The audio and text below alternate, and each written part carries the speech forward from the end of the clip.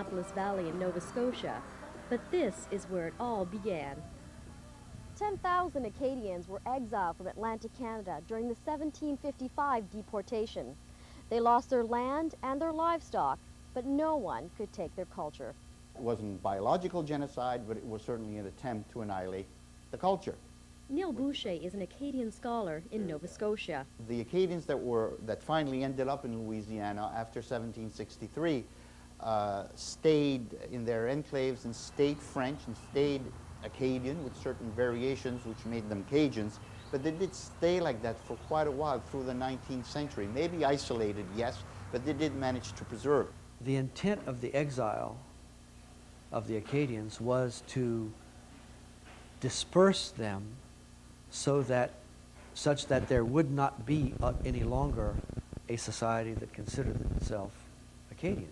Cajun folklorist Barry Ancelet studies the links between Nova Scotia and Louisiana. Well, you find people with the same last names, and if you trace the genealogy, you trace a lot of people directly back to Acadia, but we've been separated for 250 years. There are a lot of similarities. We recognize each other. We recognize each other as originally having been the same people. On the other hand, we've been separated by 250 years, and so, for example, up in Nova Scotia, there's virtually no influence from African tradition, whereas here we had a lot of influence from African tradition. So our music is going to sound different, our food's going to taste different. Acadians who come to Louisiana are surprised to find reminders of home in a distant place. What was interesting was the old French words that we sometimes come up with in our language, some of which you wouldn't even find in the modern Larousse dictionary, which were still alive there, and the similarities in expressions, in idioms that existed. What may have changed the most is Cajun pride. Lawyer and Cajun activist Warren Perrin. The food, the music, the joie de vivre, the dance, it never died. Even though the people could not speak it at school, on weekends they had their Cajun dances at home, not in public places. But now you have difficulty going into a restaurant in Lafayette, Louisiana, and not finding a Cajun band and people dancing in restaurants. It's very popular. And it's like now we have this pride and we want to shout it from the mountaintop. We're proud of who we are and that we've maintained this culture in this Anglophone world.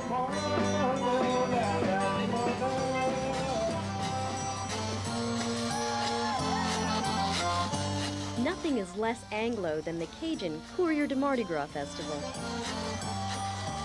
And in the country, Mardi Gras is based on visits made within a community from house to house, doing ceremonial begging performances, looking for ingredients to include in a communal meal that will be eaten all together later that evening. Rice, flour, onions, oil, sausage, whatever. But ideally, it's a chicken.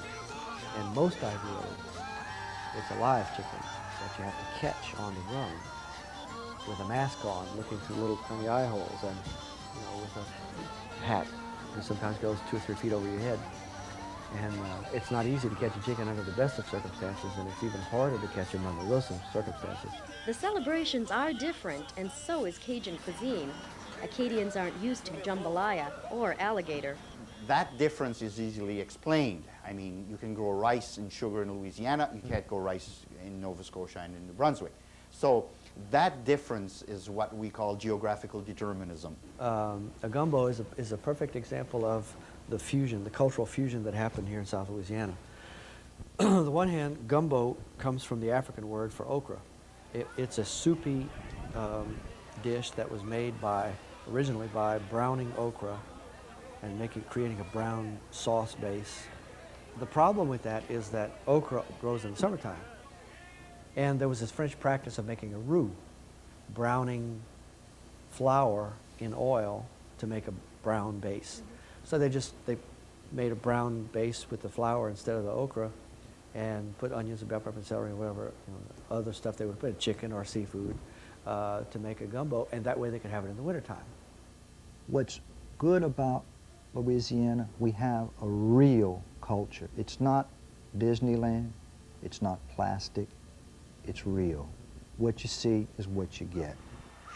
Cajuns have never forgotten where they came from or the pain of the deportation.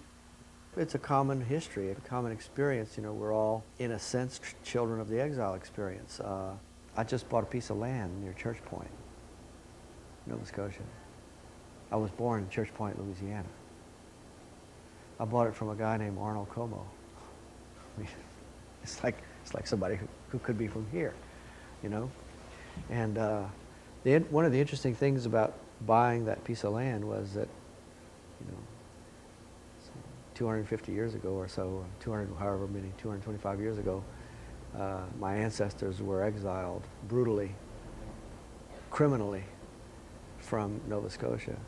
We ended up here, made a life for ourselves, did well, and now I have enough money to go buy a damn piece of property back. You know, it was a satisfying thing. Experts will try to figure out what kept Acadian culture alive despite deportation and cultural imperialism in Canada and the U.S. But the will to survive is alive and well. Acadians have always had it. In Louisiana, it's called Cajun heart.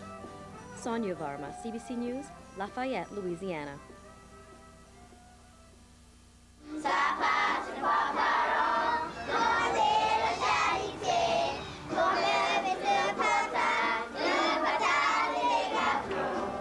Why? Pourquoi? In most parts of Canada, a grandson speaking French to his grandmother would be routine. But in Louisiana, this scene is nothing short of a miracle. Louisiana, Indiana, Indian Ocean. The descendants of Canada's Acadians almost lost their Cajun culture in America's melting pot. And they passed a law prohibiting the speaking of French at school. Warren Perrin is a member of the lost generation, the children of Francophones who lost their language. So I was raised in a bilingual home where Mom and Dad spoke French to my brother and English to me. And I didn't want to be Cajun, Acadian. I didn't want to know anything about the history. I just wanted to be an American and go about my life. French first came under attack in classrooms like this. In 1916, Louisiana passed a law forbidding students to speak French in class, even on the playground. It was a bit scary. The elders can't forget what happened when they spoke French anywhere near their school. Basically three of them. One of them put you kneeling on grains of corn. The other was sitting in the corner of the room in a stool with a dunce hat. And the other one was probably the one used most frequently was writing of lines. I shall not speak French on the school round. And 200 lines. The laws and punishments worked. The next generation lost the ability to speak French. But grassroots groups like Codefil, the Council for the Development of French in Louisiana, were formed by Cajuns not ready to give up the fight to bring French back to Louisiana. In 1964, Life magazine published an article called Waning Echoes from Cajun Country. And it predicted by the year 2000, you would not be able to find one French-speaking Louisianian. And that really upset a group of politicians and activists in Louisiana, leading to a lobbying effort which caused our legislature to recognize the peril being faced by the French language. Combien tu en as? Un autre paragraphe? Just celui-là. Okay. Today, French immersion programs are the best hope to save their ancestral language. That's why the Creeder family has enrolled their youngest son. I was very sorry to see our Cajun French language just going away. The day that my son told me he was in French immersion, or he was going to be in it, I was surprised, but I was glad. It was like it skipped a generation with us, and then my kids hopefully will start it back up. You know, that's what the goal is anyway. C'est bon. Tu as presque fini. Continue. When Louisiana's Cajun community decided it was time to save their language, the will was there, but qualified teachers weren't. That's where Canada comes in. Le deuxième, on a combien de groupes de 10, de dizaines? The idea of immersion came from Canada, where we brought it back with Canadian teachers, with the materials and with the idea, and it was actually started about 20 years ago. But by far, it's the greatest hope for the future. It's the most popular program that we have. 2,220 students in 26 schools are now enrolled in Louisiana's French immersion programs. We in Louisiana didn't have any certified teachers for the French language. So thanks to Canada, France, and now even Africa, Belgium, and some of the other Francophone countries, they have supplied us with teachers. But it's the Acadian teachers that get the best reception. There's a reason for that. Not because they're the friendliest and the best educated, but it's because they're closest to the Louisiana culture and language, because we are the Acadians that had the last contact. The rest of the Francophone world, the contact ended much earlier than that. So the separation which occurred in the deportation in 1755, that link is the most recent link. Pierrette Dugas is just one maritime teacher who drove to Louisiana from Caracat, New Brunswick, and has never looked back. They enjoy Acadian from Canada because we have the same culture to come here with the Cajun. So I applied and I had the job. Pierrette is happily trading in cold Caracat winters for warmer ones in Lafayette, Louisiana, but she certainly doesn't feel out of place. I feel home. You see, Cajuns and Acadians, we have the same ancestors. I'm a Dugas. There's a lot of Dugas here. We have the same ancestors. They come from Nova Scotia. J'ai vu Zorro, c'était Bruno.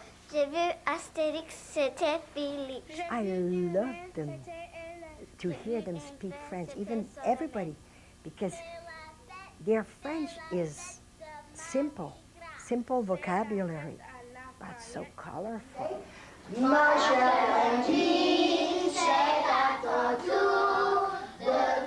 You can take people out of Acadie, but you can't take the Acadie out of the Acadian.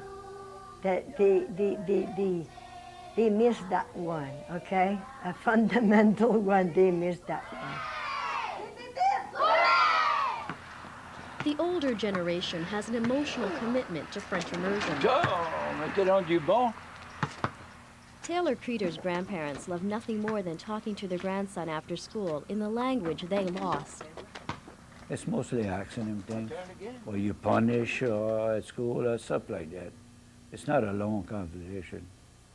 When he first talked to me, he'd say a few words, but then he called me for my birthday, and he sang happy birthday to me in French.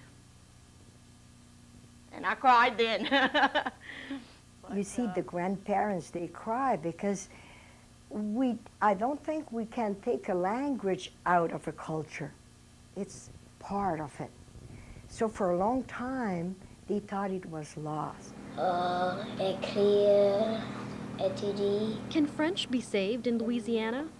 Folklorist Barry Ancelet worries it's too late and that too much time has passed.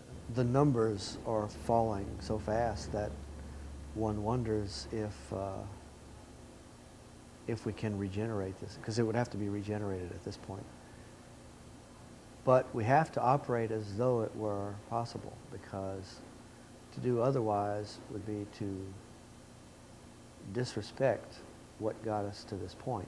With the parents coming in with their kids in kindergarten, there is a big demand that they want their kids in the immersion program. And if we can keep the immersion program going and maybe widen it to other schools, I really think that we can bring the French language back.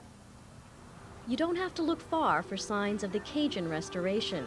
It's in the Bayou towns and in Pierrette Dugas' classroom, in an ancient folk song that lives again in Acadia, USA. Le Mardi Gras s'en fait de tout partout, toujours le moyen. Ça passe une fois par an, demander la charité, pour lever ce partage, le partage des gâteaux. Sonia Varma, CBC News, Lafayette, Louisiana.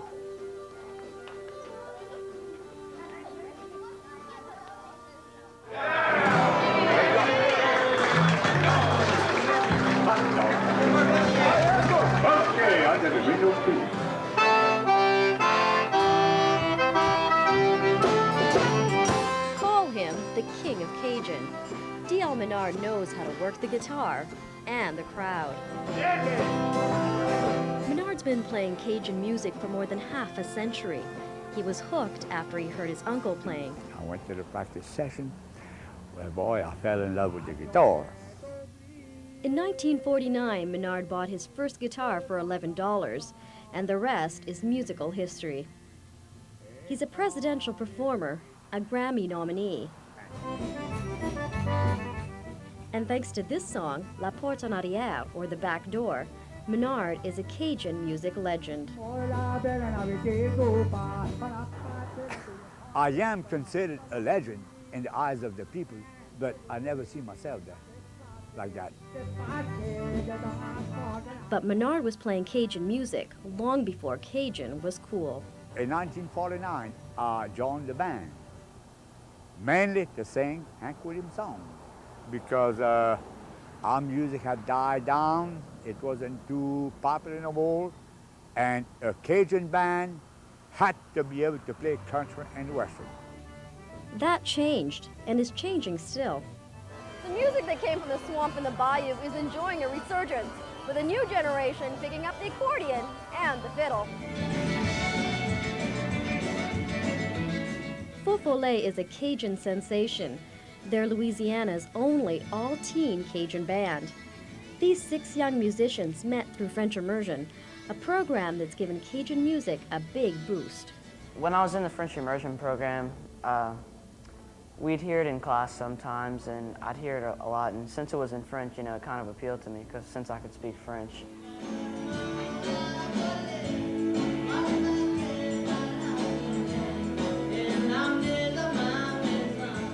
If you ask these teens, rock is overrated. Cajun's where it's at.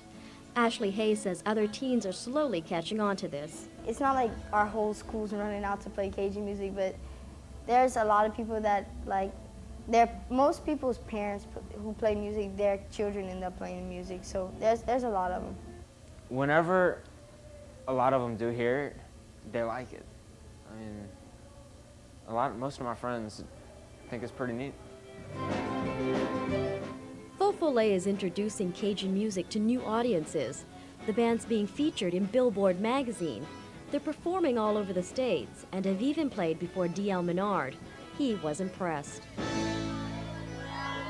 It makes me feel good to see that somebody else is going to do it when we're gone, to keep the music and the culture alive. Menard calls Cajun music infectious. Now it's catching on to a new generation. Hey!